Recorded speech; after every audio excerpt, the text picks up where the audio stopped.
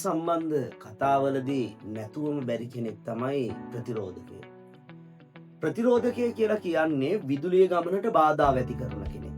යම් කිසි විදුලි උපකරණයකට ලබා දෙන්න ඕන විදුලි ප්‍රමාණය පාලනය කරන්නේ අපි මේ අතේ තියෙන මෙන්න මේ විවය. මේවට කියන්නේ ප්‍රතිරෝධක. අපි බලමු ප්‍රතිරෝධක කියන්නේ මොනවද කියලා. මේ තියෙන්නේ ස්ථීර ප්‍රතිරෝධකයක්. ප්‍රතිරෝධකයාගේ වෙනස් වෙන්නේ නැහැ. මේ දෙකේම ප්‍රතිරෝධකයාගේ වෙනස් වෙනවා. මේ තියෙන්නේ මේවට කියනවා විචල්්‍ය ප්‍රතිරෝධක. මේක ලඝු ආකාරයේ ප්‍රතිරෝධකයක්. මේ තියෙන්නේ රේඛීයාකාරයේ විචල්්‍ය ප්‍රතිරෝධකයක්. අපි බලමු මේකට මම ඇටවුමට විචල්්‍ය ප්‍රතිරෝධකයක් රේඛීය විචල්්‍ය ප්‍රතිරෝධකයක් සම්බන්ධ කරලා තියෙනවා. බැටරියෙන් කරන්ට් එක දීලා තියෙනවා. විචල්්‍ය ප්‍රතිරෝධකය හරහා ගිහිල්ලා LED බල්බයට කරන්ට් එක දෙනවා. එහෙනම් අපි පරිපථය සම්පූර්ණ කරන්න යන්නේ. ඔයාලට පේනවා LED බල්බේ දීප්තිය.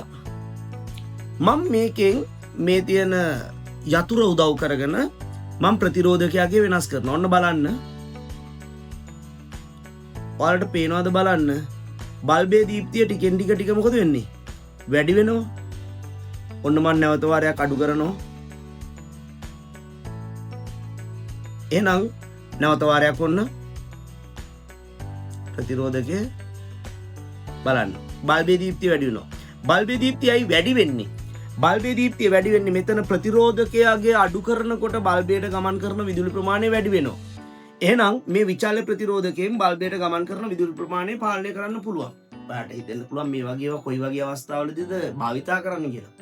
බලන්නකෝ විදුලි පංකාවේ වේගය වැඩි කරන අවස්ථා අඩු කරන අවස්ථා විචල්්‍ය ප්‍රතිරෝධකය. ගුවන් විදුලිය හඬ පාලනය කරන අවස්ථා එහෙනම් ඒකට දාලා තියෙන්නේ විචල්්‍ය ප්‍රතිරෝධකය. ප්‍රතිරෝධකයාගේ වෙනස් කරනකොට උපකරණයට ගමන් කරන විදුලි ප්‍රමාණය පාලනය කරනවා. ඒ තුලින් අපිට ප්‍රතිඵලයක් නිර්මාණය කරගන්න පුළුවන්. එහෙනම් මෙයයි ප්‍රතිරෝධකවල නියම තත්ත්වය.